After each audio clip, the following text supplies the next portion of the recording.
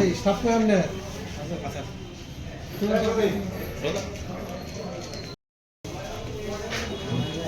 এদিকে এদিকে ধরো তো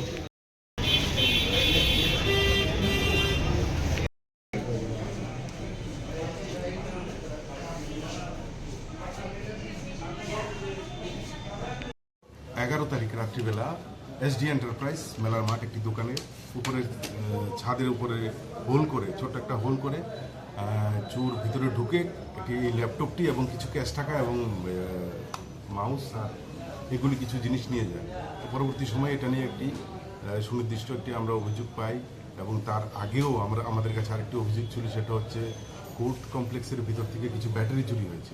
তো এই দুটো ঘটনার উপরে অ্যাকচুয়ালি আমরা ফোকাস করছিলাম। এই ঘটার সাথে সাথে রাত্রিবেলা তো পশ্চিম থানার ওসি বরতুষ দাস এবং বরতলা ফাঁড়ি থানার ওসি শুভজিৎ দেব ওরা একটা টিম তৈরি করে।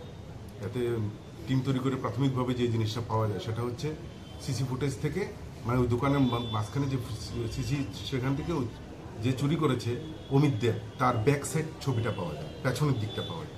তো পেছনের দিকটা পাওয়া যাওয়াতে তো এটার উপর ভিত্তি করেই ইনভেস্টিগেশন স্টার্ট হয় এবং খুঁজতে খুঁজতে ওকে ফাইনালি গিয়ে ওকে অ্যারেস্ট করা সম্ভব হয়েছে গতকালকেই রাত্রিবেলা। তো জিজ্ঞাসাবাদ করার পর ওর যে ল্যাপটপ চুরি করেছে এগুলি সে স্বীকারোক্তি দিয়েছে এবং তার বাড়ি অ্যাকচুয়ালি আমবাসা, ওর আমবাসা বাড়ি থেকে রাত্রিবেলা এগুলিকে উদ্ধার করে আনা হয়েছে এবং তাকে জিজ্ঞাসাবাদের সাথে সাথে আরেকজনকে পাওয়া যায় যার নাম হচ্ছে দেবনাথ, সজল দেবনাথ নামে আরেকজনকে অ্যারেস্ট করা হয় যে তার সহযোগী হিসেবে কাজ করেছে এবং আজকে তাদেরকে কোর্টে পাঠানো হচ্ছে পুলিশ রিমান্ডের প্রেয়ার সহ, যাতে অন্যান্য চুরি যে ঘটনাগুলি ঘটেছে শহরে এদের সাথে এদের জড়িত থাকার বিষয়টাকে আমরা একটু গুরুত্ব সহকারে দেখছি। আশা করছি আরও কিছু রিকভারি আমরা করতে পারব। ওদের নামগুলো বললাম তো, একজন সজল দেবনাথ আর একজন অমিত দেব। সজলের বাড়ি জিবি এলাকাতে এবং অমিতের বাড়ি আমবাসা।